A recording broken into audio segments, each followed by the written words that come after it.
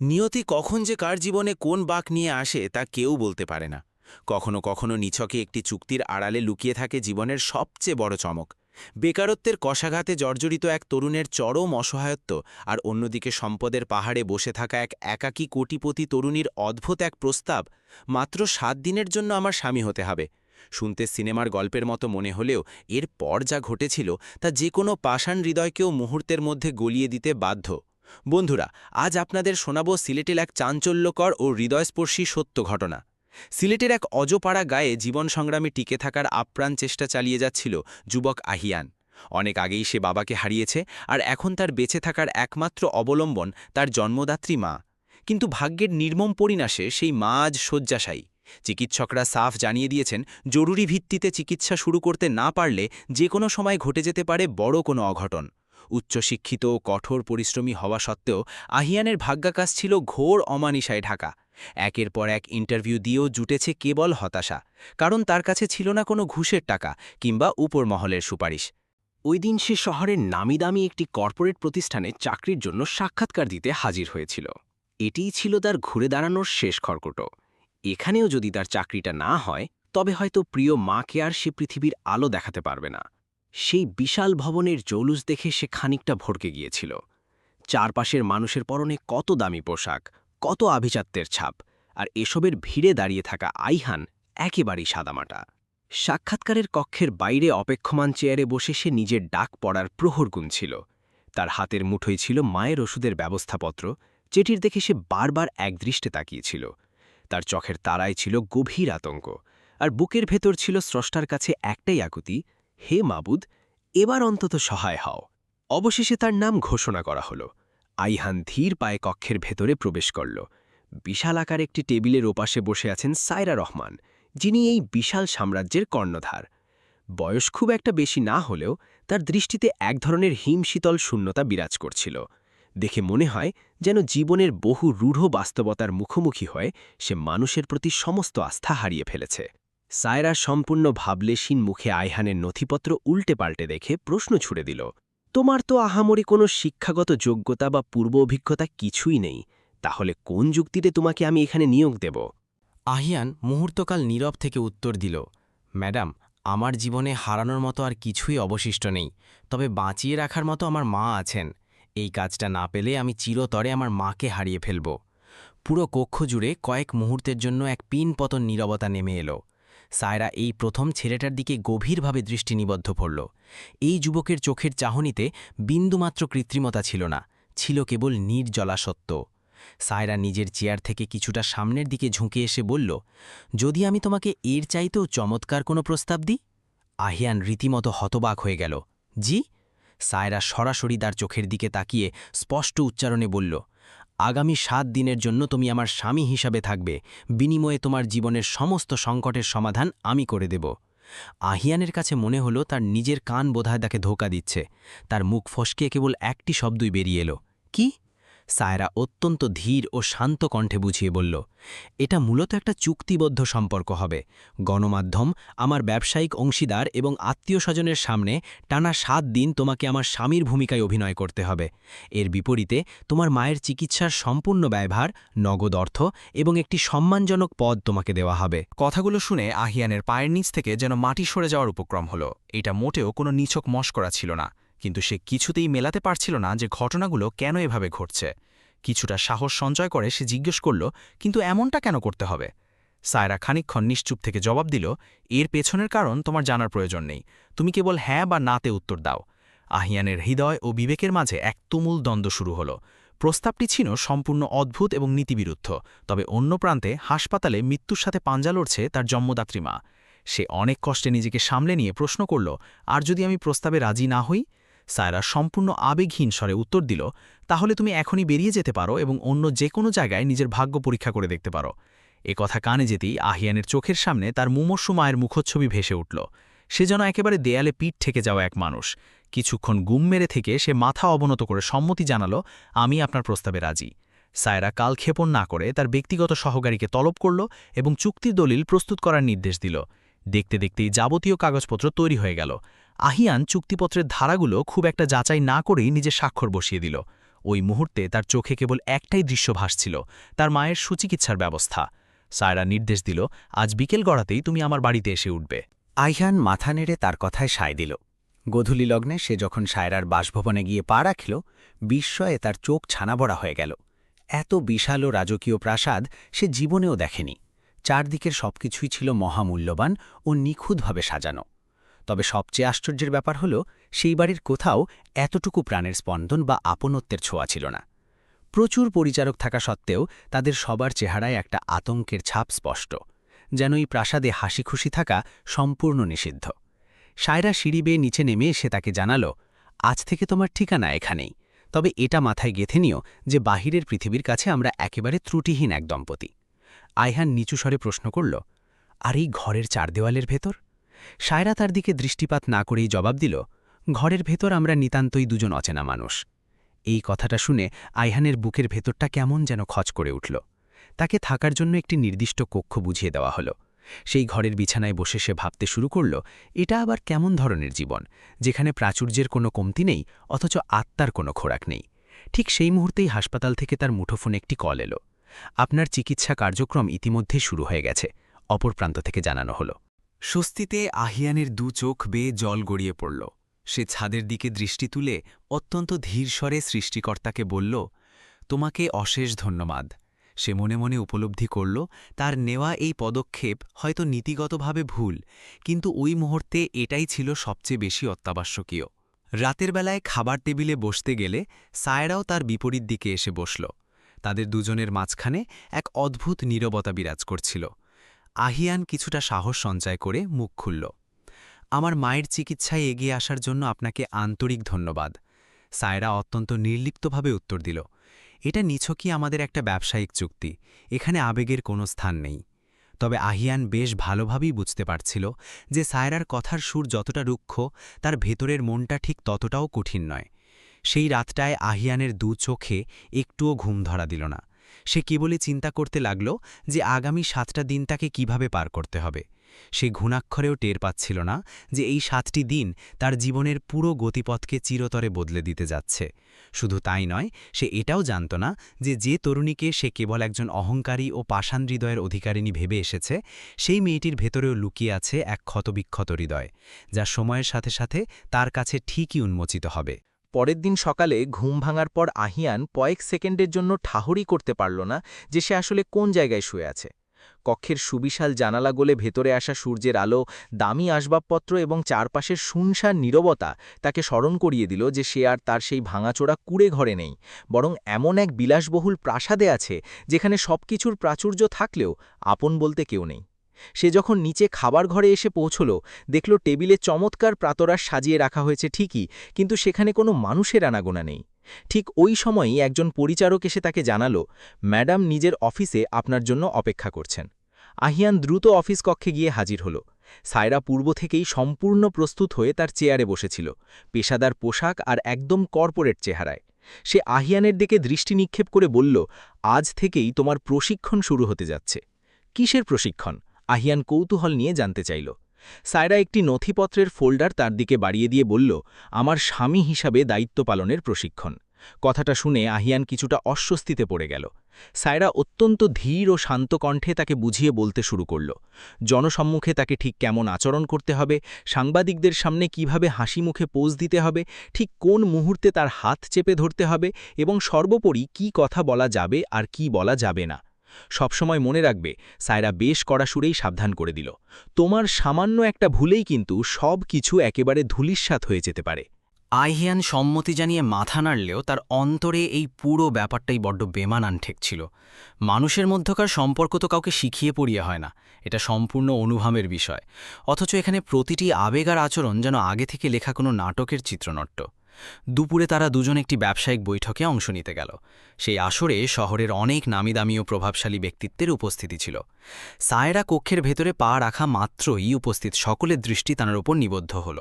আর যখন তারা দেখল যে সায়রার সাথে আইরিহানের মতো এক অপরিচিত যুবক রয়েছে, তখন সবার চোখ মুখেই চরম বিস্ময়ের ছাপ ফুটে উঠেছিল। সায়রা ঠোঁটে কৃত্রিম হাসির রেখা টেনে অত্যন্ত স্বাভাবিক ভঙ্গিতে আইরিহানের আত্মা নিজের হাতের মুঠোয় নিল। আইহানের কাছে এই হাতের স্পর্শটা অত্যন্ত অদ্ভুত লাগলেও ভেতরে ভেতরে বেশ সত্যি বলেই মনে হলো। এই প্রথমবার তার অন্তরে এমন একটা উপলব্ধি হলো যেটা কেবলই যেন অভিনয় নয়, এই স্পর্শের মাঝে হয়তো লুকিয়ে আছে অজানা কোনো গভীরতা। বৈঠক চলাকালে আইহান একদম নিশ্চুপ থেকে চারপাশের সব ঘটনা পর্যবেক্ষণ করতে লাগল। সে খুব সহজেই আঁচ করতে পারল যে পেশাগত দিক দিয়ে সায়রা কতটা ক্ষমতাবান, তবে এর পাশাপাশি সে কতটা ভয়ানক রকমের একাকী। সবাই এখানে তার সাথে কেবলই ব্যবসার হিসাব নিকাশ নিয়েই মেতে আছে, কিন্তু কেউই ঘুণাক্ষরেও তার মনের ভেতরের খবরটা জানতে চায় না। সন্ধ্যা গড়িয়ে এলে তারা দুজন যখন বাড়িতে ফিরে এলো, তখন আইহান লক্ষ্য করল যে প্রাসাদের মূল ফটকের বাইরে বেশ কয়েকজন ছিন্নমূল শিশু দাঁড়িয়ে আছে। ভয় আর সংকোচে তারা ভেতরে ঢোকার সাহস পাচ্ছিল না। আইহান দ্রুত পা চালিয়ে তাদের কাছে গিয়ে জিজ্ঞেস করল, তোমাদের কি হয়েছে? একটি বাচ্চা তখন মলিন মুখে উত্তর দিল, ভাইয়া, আমাদের খুব ক্ষুধে লেগেছে। এই কথা শুনে আহিয়ানের হৃদয়টা একদম আর্দ্র হয়ে উঠল। সে কালক্ষেপণ না করে সোজা রান্নাঘরে চলে গেল এবং তাদের জন্য পর্যাপ্ত খাবার নিয়ে এলো। ক্ষুধার্ত বাচ্চারা পরম আনন্দে সে খাবার খেতে শুরু করল। সায়রা একটু দূর থেকে এই পুরো ঘটনাটা প্রত্যক্ষ করছিল। এই দৃশ্যপটটি তার কাছে একেবারেই অভূতপূর্ব ছিল। সে তার জীবনে এর আগে কোনো দিনও নিজ হাতে কোনো অসহায় বা অভাবগ্রস্ত মানুষের দিকে সাহায্যের হাত বাড়িয়ে দেয়নি। আইহান ওই শিশুদের মাঝখানে বসেই প্রাণ খুলে হাসছিল। দেখে মনে হচ্ছিল যেন সে নিজেও ওদেরই একজন। ঠিক ওই মুহূর্তটিতে সেখানে উঁচু নিচু বা ধনী দরিদ্রের কোনো দেয়াল ছিল না, যা ছিল তা হলো কেবলই নিখাত মানবতা। সায়রা ধীর পদক্ষেপে তাদের দিকে এগিয়ে এলো। একটি ছোট্ট ফুটফুটে মেয়ে তার কাছে এসে আধো আধো বলে বলল, দিদি, আপনিও আমাদের সাথে একটু খান না। সায়রা এই অপ্রত্যাশিত আদরে কিছুক্ষণের জন্য একদম স্তব্ধ হয়ে গেল। তারপর সে নিজের জীবনে প্রথমবারের মতো হাঁটু মিরে বসে ওই বাচ্চাটির মাথায় স্নেহের হাত বুলিয়ে দিল এবং আলতো করে হাসল। অজান্তেই তার চোখের কোণে বিন্দু বিন্দু অশ্রু জমা হল। ওই রাতে খাবার টেবিলের পরিবেশটা প্রতিদিনের তুলনায় বেশ ভিন্ন মনে হচ্ছিল। সায়রা কৌতূহল দমাতে না পেরে জিজ্ঞেস করল, তুমি এভাবে সবাইকে কেন সাহায্য করো? এর বিনিময়ে তো তুমি তাদের কাছ থেকে কিছুই পাচ্ছ না। আইহান হাসিমাখা মুখে উত্তর দিল, পৃথিবীতে সবকিছুই তো আর প্রতিদান পাওয়ার আশায় করা হয় না। কিছু কিছু কাজ শুধুই নিজের আত্মাকে প্রশান্তি দেওয়ার জন্য করতে হয়। এই কথা শুনে সায়রা একদম নিশ্চুপ হয়ে গেল। সম্ভবত এমন নিঃস্বার্থ কথা সে জীবনে এই প্রথমবার শুনল। পরের দিন সকালে আইহান সায়রাকে বলল, আপনি কি আজ আমার সাথে একটি জায়গায় যেতে রাজি আছেন? সায়রা অবাক হয়ে জানতে চাইল, কোন জায়গায়? আইহান তাকে শহরের এক প্রান্তে থাকা একটি ঘিঞ্জি বস্তিতে নিয়ে গেল। জায়গাটিতে সারিবদ্ধ ছোট ছোট ছাপড়া ঘর থাকলেও সেখানকার প্রতিটি মানুষের মুখে লেগেছিল একরাশ প্রশান্তির হাসি। সেখানে পৌঁছতেই এক বয়স্কা নারী আইহানকে দেখে আনন্দে উৎফুল্ল হয়ে বলে উঠলেন, আরে বাবা, তুই এসেছিস? আইহান এগিয়ে গিয়ে সেই বৃদ্ধাকে পরম মমতায় জড়িয়ে ধরল এবং সায়রার দিকে তাকিয়ে বলল, ইনি আমার নিজের মায়ের মতোই। যখন আমার দুবেলা খাবার জোটানোর সামর্থ্য ছিল না, তখন তিনি আমাকে খেতে দিয়েছিলেন। সায়রা এই দৃশ্য দেখে রীতিমতো হতবাক হয়ে গেল। এখানকার মানুষগুলো আর্থিকভাবে দরিদ্র হলেও তাদের অন্তরটা ছিল অভাবনীয় রকমের ধনী। ঠিক তখনই একটি ছোট বাচ্চা দৌড়ে গিয়ে হোঁচট খেয়ে মাটিতে পড়ে গেল। আইহান দ্রুত তাকে কোলে তুলে নিল। তার হাঁটুর ধুলো ঝেড়ে দিয়ে আদর মাখা কণ্ঠে বলল, আরে কিছুই হয়নি, তুমি তো একজন সত্যিকারের বীর। সায়রা দূর থেকেই সমস্ত কিছু দেখছিল আর বুঝতে পারছিল যে তার ভেতরের কঠিন আবরণটা ধীরে ধীরে ভেঙে যাচ্ছে।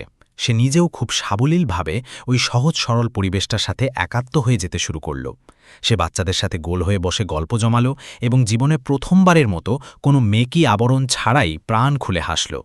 সেখান থেকে ফেরার পথে গাড়ির ভেতর এক ধরনের নীরবতা বিরাজ করলেও এই নীরবতা গতানুগতিক নীরবতার মতো দমবন্ধ করা ছিল না। সায়রা খুব আস্তে করে বলল, আজকের দিনটা আমার সত্যি খুব দারুণ কেটেছে। আহিয়ান মুচকি হেসে জবাব দিল, তার কারণ হল আজ আপনি জীবনটাকে খুব কাছ থেকে অনুভব করেছেন, কেবল দূর থেকে দর্শক হয়ে দেখেননি। সায়রা গাড়ির জানালার বাইরে দৃষ্টি প্রসারিত করল আর তার চোখে মুখে এক অপার্থিব প্রশান্তির আভা ফুটে উঠল। সময়ের সাথে সাথে তাদের দুজনের মাঝখানের অদৃশ্য দেওয়ালটা একটু একটু করে ভাঙতে শুরু করল। তারা আর কেবল চুক্তিবদ্ধ দম্পতির গণ্ডিতে আটকে রইল না, বরং তাদের মাঝে এক অব্যক্ত ও মধুর সম্পর্কের বীজ বোনা হতে লাগল। একদিন অফিসে একটি জাঁকজমকপূর্ণ অনুষ্ঠানের আয়োজন করা হলো। সেখানে সাংবাদিকদের ভিড় আর ক্যামেরার ঝলকানি সবকিছুরই পূর্ণ প্রস্তুতি ছিল। সায়রা মূল মঞ্চে দণ্ডায়মান ছিল আর তার ঠিক পাশেই ছিল আহিয়ান। হঠাৎ করেই আহিয়ান কোনো কিছু না ভেবেই সায়রার হাতটা শক্ত করে চেপে ধরল, ঠিক যেন সে সত্যি সত্যি সারা জীবনের জন্য তার পাশে থাকতে চাইছে। সায়রা তার চোখের দিকে তাকালো এবং আশ্চর্যের বিষয় হল এবার সে আর নিজের হাতটা ছাড়িয়ে নিল না। অবিরাম ক্যামেরার ফ্ল্যাশ ঝলসে উঠছিল, দর্শকরা তুমুল করতালি দিচ্ছিল, কিন্তু ঠিক ওই মুহূর্তটিতে তাদের দুজনের কাছে মনে হচ্ছিল যেন পুরো পৃথিবীটা থমকে দাঁড়িয়েছে। অনুষ্ঠান শেষ হওয়ার পর তারা যখন নির্জনে একা হলো, তখন কেউ কোনো বাক্য বিনিময় না করলেও তাদের চোখের ভাষায় যেন না বলা সব কথা বলে দিচ্ছিল। রাতের নিস্তব্ধতায় আহিয়ান নিজের কক্ষে একা বসেছিল। সে মনে মনে ভাবছিল যে এসব আসলে কি ঘটে চলেছে। এই সব কিছু তো নিছকে একটা অভিনয় দিয়ে শুরু হয়েছিল, অথচ এখন তার বুকের ভেতর জন্ম নেওয়া অনুভূতিগুলো একেবারে খাঁটি ও সত্য। ঠিক সেই মুহূর্তেই তার দৃষ্টি গিয়ে পড়ল পড়ার টেবিলের ওপর রাখা একটি নথিপত্রের ফাইলের দিকে। হয়তো বাড়ির কোনো পরিচারক ভুলবশত ওটা সেখানে রেখে গিয়েছিল। সে কৌতূহলী হয়ে ফাইলটি খুলল এবং এর ভেতরের লেখাগুলো পড়ার সাথে সাথেই তার মুখের চেহারা ফ্যাকাশে হয়ে গেল। সেখানে স্পষ্টভাবে উল্লেখ করা ছিল চুক্তির মেয়াদ 7 দিন, আর সমস্ত পাওনা পরিশোধ করার পর এই সম্পর্কের চূড়ান্ত সমাপ্তি ঘটবে। লেখাটি দেখে আহিয়ানের হাত থরথর করে কাঁপতে শুরু করল। তাহলে কি এই পুরো ব্যাপারটাই কেবল একটা বেচাকেনার চুক্তি ছিল? তার অন্তরে সায়রার প্রতি যে বিশ্বাসের ভিত গড়ে উঠছিল, তা কি কেবল চুক্তির কয়েক টুকরো কাগজের মধ্যেই সীমাবদ্ধ? ওই রাতে আহিয়ানের চোখে আবার ঘুম উধাও হয়ে গেল। তবে এবার বিনিদ্রা রজনী কাটানোর পেছনের কারণটা ছিল একেবারেই ভিন্ন। এখন তার বুকের ভেতর মাকে হারানোর আতঙ্ক কাজ করছিল না, বরং সে ভয় পাচ্ছিল সেই মায়াময় অনুভূতিটাকে হারিয়ে ফেলার, যা খুব সন্তর্পণে তার মনের গভীরে শেকড় গেড়ে বসেছে। পরের দিন সকালে ঘুম থেকে ওঠার পর আহিয়ানের চোখ বেশ ভারী হয়েছিল। সারা রাত সে কেবল চুক্তিনামার ওই নির্মম বাক্যগুলোই আওড়েছে। চুক্তি শেষ, সমস্ত পাওনা চুকিয়ে দেওয়া হলো। তার কাছে মনে হচ্ছিল যেন তার নিজের সমগ্র অস্তিত্বটাই কেবল কয়েকটি নিষ্ঠুর লাইনের মধ্যে আটকে ফেলা হয়েছে। সে মন খারাপ নিয়ে যখন নিচে নেমে এলো, দেখতে পেল সায়রা আগে থেকেই খাবার টেবিলে বসে আছে। আজও সায়রার চোখে মুখে সেই একই নির্লিপ্ততা, সেই একই রুক্ষতা। দেখে মনে হচ্ছে যেন কোনো কিছুরই রদবদল ঘটেনি। কিন্তু এদিকে আহিয়ানের ভেতরের পুরো পৃথিবীটাই যেন ওলটপালট হয়ে গিয়েছিল। সায়রা প্রতিদিনের মতো স্বাভাবিক কণ্ঠেই জানালো, আজ অফিসে একটা অত্যন্ত জরুরি বৈঠক আছে, তুমি প্রস্তুত থেকো। আহিয়ান কিছুক্ষণ অপলক দৃষ্টিতে তার দিকে তাকিয়ে থেকে প্রশ্ন ছড়ে দিল, এই সব নাটক করা আপনার জন্য খুব সহজ একটি কাজ, তাই না? সায়রা নিজের ভ্রু কুঁচকে অবাক হয়ে জানতে চাইল, তুমি আসলে ঠিক কি বোঝাতে চাইছ? আহিয়ানের কণ্ঠস্বরে জমে থাকা তীব্র অভিমান তখন স্পষ্ট হয়ে উঠল। কোনো মানুষকে নিজের জীবনের অংশ করা, তাকে মিথ্যে স্বপ্ন দেখানো এবং মাত্র 7 দিন পেরোতেই টাকার বিনিময়ে তাকে ঘাড় ধাক্কা দিয়ে বের করে দেওয়া। সায়রা এই কথা শুনে রীতিমতো চমকে উঠল। তুমি এসব কি আজেবাজে বকছ? আহিয়ান তৎক্ষণাৎ সেই চুক্তির ফাইলটি তার সামনে সজোরে আছড়ে ফেলল। আমি এর ভেতরের প্রতিটি শব্দ পড়ে নিয়েছি। মুহূর্তের মাঝেই পুরো খাবার ঘরে এক গুমট নিস্তব্ধতা নেমে এলো। সায়রা দীর্ঘ সময় ধরে কোনো কথাই বলতে পারল না। এরপর সে বুক ছিজে একটা দীর্ঘশ্বাস ছাড়ল এবং চেয়ারের পেছনের অংশে হেলান দিয়ে বসল। তার চোখের দৃষ্টিতে প্রথমবারের মতো এক সুস্পষ্ট অস্বস্তি ধরা পড়ল। তার মানে তুমি ভেতরের আসল সত্যটা জেনে ফেলেছ? সে অত্যন্ত ধীর ও মৃদু কণ্ঠে কথাটি উচ্চারণ করল। কষ্টে আহিয়ানের চোখ জলে ছলছল করে উঠল। আমার কাছে এই সম্পর্কটা নিছকই কোনো চুক্তি ছিল না। আমি এই সব কিছুকে সত্যিই বিশ্বাস করতে শুরু করেছিলাম। সায়রা লজ্জায় ও অপরাধবোধে নিজের দৃষ্টি অবনত করল। সম্ভবত জীবনে এই প্রথমবার তার মুখে তাৎক্ষণিক কোনো উত্তর জুগিয়ে আসছিল না। তোমার কি ধারণা যে আমি এসব করতে খুব আনন্দ পাই? সায়রার কণ্ঠস্বর তখন হালকা কাঁপছিল। সব মানুষকে কেবল টাকার নিক্তিতে মাপা, প্রত্যেকটা সম্পর্ককে কেবল একটা ব্যবসায়িক চুক্তিতে পরিণত করা, এসব মোটেও আমার শখ নয়, বরং এটা আমার চরম বাধ্যবাধকতা। আহিয়ান বেশ তীক্ষ্ণ ও ঝাঝালো স্বরে জানতে চাইল, এমন আবার কেমনতর বাধ্যবাধকতা? সায়রা তখন ধীরে ধীরে তার জীবনের পেছনের আসল সত্যটা উন্মোচন করতে শুরু করল। আমার বাবার যে বিশাল সাম্রাজ্যটা আমি এখন পরিচালনা করছি, সেখানে ঘাপটি মেরে থাকা অনেকেই আমাকে এই চেয়ার থেকে ছুঁড়ে ফেলতে চায়। তাদের কাছে আমি কেবলই একটি দুর্বল নারী, যার পক্ষে এত বড় ব্যবসা সামলানো কোনোভাবেই সম্ভব নয়। সে কথা বাড়িয়ে আরও যোগ করল, পরিচালনা পর্ষদের একটি কঠিন শর্ত ছিল, আমি যদি বিবাহিত না হই তবে কোনোভাবেই আমাকে এই কোম্পানির প্রধান নির্বাহীর পদে বসতে দেওয়া হবে না। তাদের ধারণা মতে একজন বিবাহিত নারী কেবল মানসিকভাবে স্থিতশীল হতে পারে। আহিয়ান একদম নিশ্চুপ হয়ে গভীর মনোযোগ দিয়ে তার কথাগুলো গিলছিল। আমার এমন একজন মানুষের ভীষণ প্রয়োজন ছিল, যে মানুষ হিসাবে সৎ হবে, যার ওপর চোখ বন্ধ করে ভরসা করা যাবে, যে নিছক কয়েক টুকরো কাগজের নোটের জন্য নিজের বিবেককে বিকিয়ে দেবে না। সায়রা সরাসরি তার চোখের দিকে তাকিয়ে বলল, আর আমি সেই গুণাবলীগুলো কেবল তোমার মাঝেই দেখতে পেয়েছি। আহিয়ানের রাগটা কিছুটা প্রশমিত হলেও তার ভেতরের তীব্র দহন তখনও পুরোপুরি মেটেনি। তার মানে আমি কেবলই আপনার একটা প্রয়োজন মেটানোর হাতিয়ার ছিলাম? সায়রা বিন্দুমাত্র দেরি না করে উত্তর দিল, না, একদম শুরুতে হয়তো তাই ছিল, কিন্তু এখন আর বিষয়টা তেমন নেই। সায়রার বলার ভঙ্গিতে এক ধরনের নির্ভেজাল সততা ফুটে উঠেছিল। তুমি যেদিন ওই ক্ষুধার্ত বাচ্চাদিন নিজের হাতে খাবার খাওয়ালে, যেদিন তুমি কোনো ধরনের স্বার্থের আশা না করেই অসহায় মানুষের পাশে দাঁড়ালে, ঠিক সেদিনই আমার প্রথমবার উপলব্ধি হল যে এই স্বার্থপর পৃথিবীতে এখনও কিছু খাঁটি মানুষ বেঁচে আছে। আবেগে সায়রার দুচোখ জলে ভরে উঠল, আর আমার মনে হল হয়তো তোমার ছোঁয়ায় আমিও নিজেকে বদলে ফেলতে পারব। আইহানের বুকের ভেতর জমে থাকা ক্ষোভের বরফ ধীরে ধীরে গলতে শুরু করলেও তা একেবারে নিঃশেষ হয়ে যায়নি। সবকিছু যদি এতটাই সত্যি হয়, তাহলে আবার এই চুক্তিনামার নাটক কেন? সে কৌতূহল নিয়ে জিজ্ঞেস করল। সায়রা অত্যন্ত ধীর কণ্ঠে জবাব দিল, কারণ আমার ভেতরে একটা তীব্র ভয় কাজ করত। যদি আমি সত্যি সত্যি কাউকে ভালোবেসে বিশ্বাস করে ফেলি, আর সেও যদি আমাকে মাঝপথে একা ফেলে চলে যায়। কক্ষটিতে আবারও এক চরম পিনপতন নীরবতা নেমে এলো। আহিয়ান মুখ ফুটে কিছু একটা বলতে যাবে, ঠিক এমন সময় একজন কর্মচারী হন্তদন্ত হয়ে ঘাবড়ানো মুখে ছুটে এলো। ম্যাডাম, পরিচালনা পর্ষদের জরুরি বৈঠক এখনই শুরু হতে যাচ্ছে এবং সেখানে উপস্থিত অনেকেই আপনাকে পদচ্যুত করার জন্য ভোট দেওয়ার প্রস্তুতি নিচ্ছে।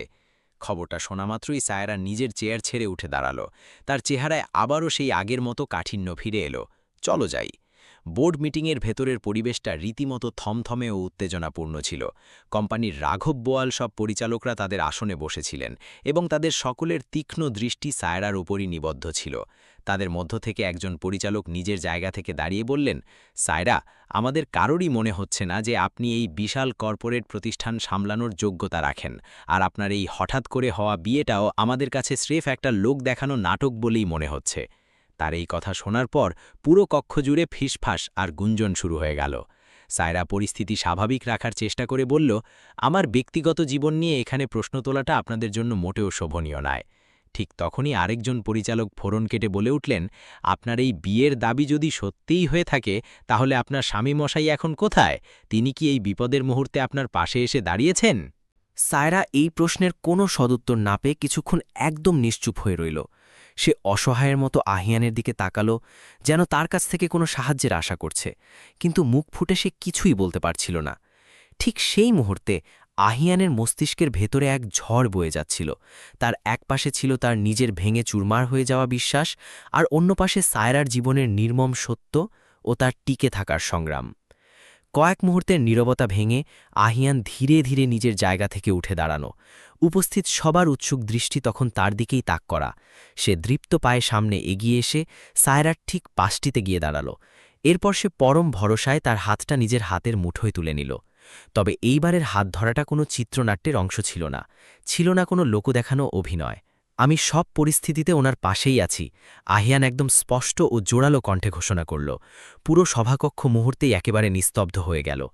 আমাদের এই পবিত্র বিয়েটা কোনো লোকদেখানো তামাশা নয়, সে দৃঢ়তার সাথে আরও যোগ করল। আর আপনাদের যদি ওনার যোগ্যতা নিয়ে সামান্যতম সন্দেহ থাকে, তবে আপনাদের উচিত নিজেদের বিচারবোধ নিয়েই সন্দেহ পোষণ করা, কারণ আপনারা এমন একজন মানুষকে চিনতে চরমভাবে ব্যর্থ হয়েছেন, যিনি একই সাথে হৃদয় ও মেধা, এই দুই দিক থেকেই অবিশ্বাস্য রকমের শক্তিশালী। এই কথাগুলো শোনার পর সায়রার দুচোখ বেয়ে অশ্রু ঝরে পড়ল। তবে এবারের এই জল কোনোভাবেই তার দুর্বলতার প্রতীক ছিল না। পরিচালনা পর্ষদের বিরোধী লোকগুলো একে একে চুপ মেরে গেলেন। সভাকক্ষের থমথমে পরিবেশটা ধীরে ধীরে পাল্টাতে শুরু করল।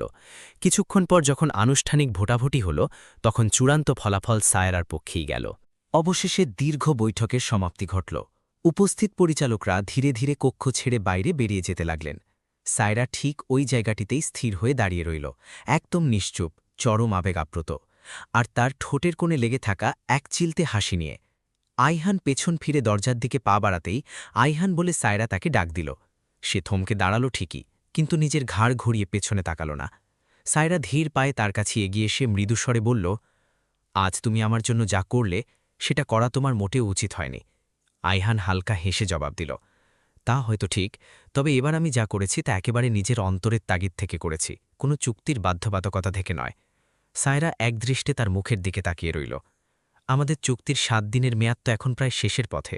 আইহান দীর্ঘশ্বাস ছেড়ে বলল, আর সম্ভবত এবার আমার এখান থেকে বিদায় নেওয়াই উচিত হবে। কথাটা শোনামাত্রই সায়রার বুকের ধুকপুকানি যেন এক লহমায় থমকে গেল। তুমি কি সত্যি আমাকে একা ফেলে চলে যাবে? সে কান্না ভেজা কণ্ঠে জিজ্ঞেস করল। আইহান কিছু সময় নীরব থেকে উত্তর দিল, এই প্রশ্নটা আসলে আপনার নিজেকেই করা উচিত, যে আপনি কি আমাকে কেবলই একটি চুক্তির অংশ বলে মনে করেন, নাকি তার চেয়েও বেশি কিছু। সায়রার মুখে তখনও কোনো উত্তর জোগাচ্ছিল না, তবে তার নিজের মনের গহীনে এই প্রশ্নের উত্তরটা একেবারে স্ফটিকের মতো পরিষ্কার ছিল। আহিয়ান আর কথা না বাড়িয়ে সেখান থেকে প্রস্থান করল, তবে এবার তাদের দুজনের মাঝে যে নীরবতাটুকু রেখে গেল তা ছিল ভীষণ রকমের অসম্পূর্ণ। কারণ এই 7 দিনের সমাপ্তিটা কেবলই একটি কাগজের চুক্তির শেষ ছিল না, বরং এটি ছিল এমন এক নতুন সম্পর্কের সূচনা যা ইতোমধ্যেই তাদের দুজনের হৃদয়ের সাথে গভীরভাবে জড়িয়ে গিয়েছিল। পরের দিন সকালে পুরো বাড়িটা এক অজানা ও অদ্ভুত বিষণ্ণ নীরবতায় ডুবেছিল। সেই একই বিশাল ড্রয়িং রুম, একই রকম দামি সিল্কের পর্দা, সেই একই জৌলুস, কিন্তু আজ যেন সবকিছুকেই বড্ড শূন্য ও প্রাণহীন মনে হচ্ছিল। আহিয়ান এই বাড়ি ছেড়ে চলে গেছে, আর এই প্রথমবার সায়রা নিজের প্রাসাদে বসে উপলব্ধি করতে পারল যে জীবনে আসল শূন্যতা বা অভাব কাকে বলে। সে অত্যন্ত বিষণ্ণ মনে সিঁড়ি বেয়ে নিচে নেমে এলো। তার চোখ বারবার সেই জায়গাগুলোতে গিয়ে আটকে যাচ্ছিল যেখানে গত কয়েকটা দিন সে আহিয়ানের সাথে অগণিত সুন্দর মুহূর্ত কাটিয়েছে। ওই সেই খাবার টেবিল যেখানে বসে সে তার জীবনের প্রথমবারের মতো লোক দেখানো ভদ্রতা ছাড়া তৃপ্তি নিয়ে খাবার খেয়েছিল। ওই সেই মূল ফটক যেখানে দাঁড়িয়ে আহিয়ান গরিব ও ক্ষুধার্ত শিশুদের নিজের হাতে খাবার খাইয়েছিল, আর সেই অমলিন হাসি যা হয়তো আহিয়ানের চলে যাওয়ার সাথেই চিরতরে বিদায় নিয়েছে। সায়রা নিজের মনকে বারবার প্রশ্ন করতে লাগল, সত্যিই কি তাদের মধ্যকার সবকিছু এখানেই শেষ হয়ে গেল? অন্যদিকে আহিয়ানও নিজের বাড়িতে ফিরে এসেছিল ঠিকই, কিন্তু তার মনটা যেন ওই প্রাসাদের 4 দেয়ালেই আটকা পড়েছিল।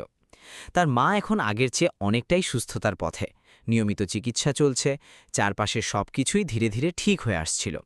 কিন্তু তার নিজের বুকের ভেতর এমন এক তীব্র শূন্যতা বাসা বেঁধেছিল যার কারণ সে কিছুতেই মেলাতে পারছিল না। সে মনে মনে ভেবেছিল যে ওই 7 দিনের মেয়াদ শেষ হলেই সব আবার আগের মতো স্বাভাবিক হয়ে যাবে, কিন্তু এখন আর কোনো কিছুই আগের মতো নেই। দিন আপন নিয়মে পেরিয়ে যেতে লাগল, কিন্তু তাদের দুজনের জীবনটাই যেন এক অদ্ভুত মায়ায় থমকে গিয়েছিল। একদিন আহিয়ানের মা তার এই অবস্থা দেখে জিজ্ঞেস করেই বসলেন, বাবা, তুই আজকাল এত আনমনা আর চুপচাপ থাকিস কেন? আসলে ব্যাপারটা কি হয়েছে আমাকে খুলে বলতো। আহিয়ান কিছুক্ষণ নিশ্চুপ থেকে মাকে প্রশ্ন করল, মা, যদি কোনো সম্পর্কের শুরুটাই মিথ্যা আর অভিনয়ের ওপর ভিত্তি করে হয়, তবে কি পরবর্তীতে সেই সম্পর্কটা সত্যি হতে পারে? মা তার কথা শুনে মুচকি হাসলেন এবং পরম মমতায় বললেন, সই বাবা, কোনো সম্পর্কই কখনো মিথ্যা দিয়ে টিকে থাকতে পারে না। সম্পর্ক টিকে থাকে মনের টানে।